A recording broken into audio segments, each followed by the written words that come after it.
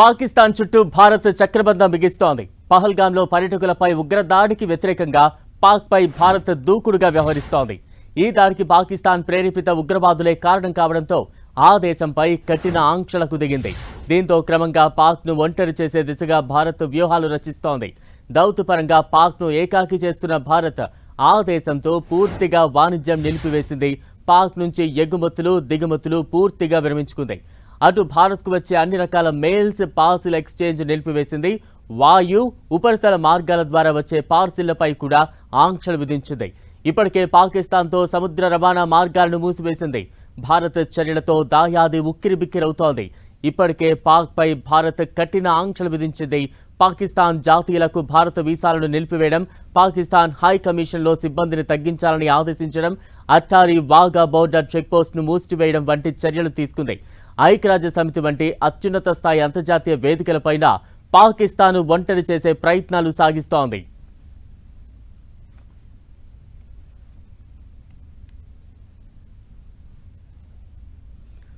పాకిస్తాన్ పై భారత్ అయితే ఒత్తిడి పెంచుతోంది. తాజా అప్డేట్స్ అందించేందుకు మా ప్రతినిధి గోపి సిద్ధంగా ఉన్నారు. గోపి,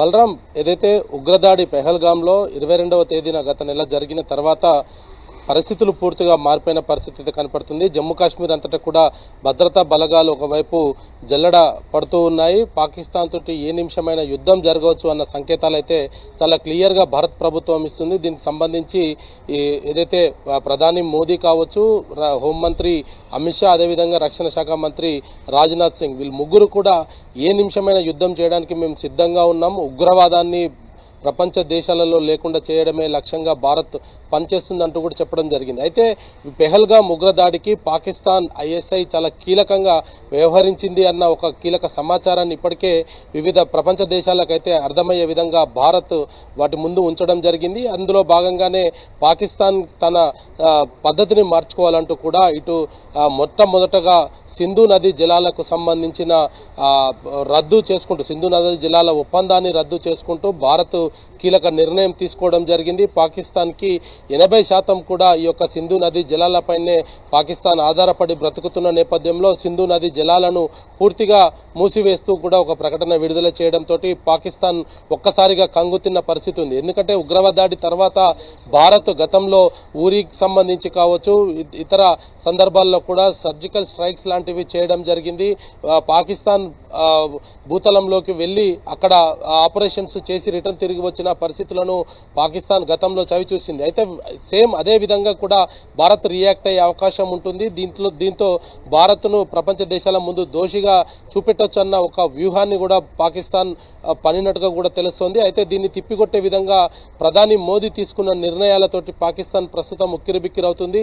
సింధు నది జలాల నిలిపివేత తర్వాత ఒక్కొక్కటిగా కూడా పాకిస్తాన్కి సహాయ సహకారాలన్నీ కూడా పూర్తిగా నిలిపివేసింది. పాకిస్తాన్ 90% కూడా భారత్ పైన ఫార్మా కంపెనీస్కి సంబంధించిన ఆ ఔషధాలకు సంబంధించి పూర్తిగా డిపెండ్ అయిన పరిస్థితి ఉంది. అయితే భారత్ పైన ఆధారపడ్డ పాకిస్తాన్కి ఔషధాల నిలిపివేతను కూడా భారత్ ప్రకటించడము, అదేవిధంగా ఇటు వీసాలకు సంబంధించి పాక్ పౌరులు ఎవరైనా సరే, అంటే సాధారణ వీసాలు వచ్చిన వాళ్ళకి గత నెల 27వ తేదీ వరకు కూడా గడువునివ్వడం జరిగింది. మెడికల్ ఎమర్జెన్సీలో ఉన్న వారికి 2 రోజుల గడువును ఎక్కువగా ఇస్తూ ఏప్రిల్ 29 వరకు కూడా గడువు విధించింది.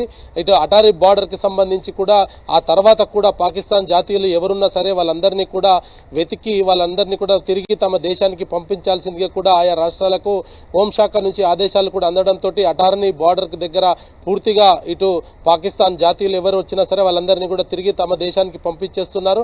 భారత్లో ఒక్క పాకిస్తాన్ పౌరుడు కూడా ఉండడానికి వీలు లేదనేది కూడా కేంద్ర హోంశాఖ నుంచి కొంత కీలక ఆదేశాలు జారీ చేయడం జరిగింది. అదేవిధంగా పాకిస్తాన్ హై కమిషన్కి సంబంధించి కూడా కీలక ఆదేశాలు కూడా జారీ చేయడం జరిగింది.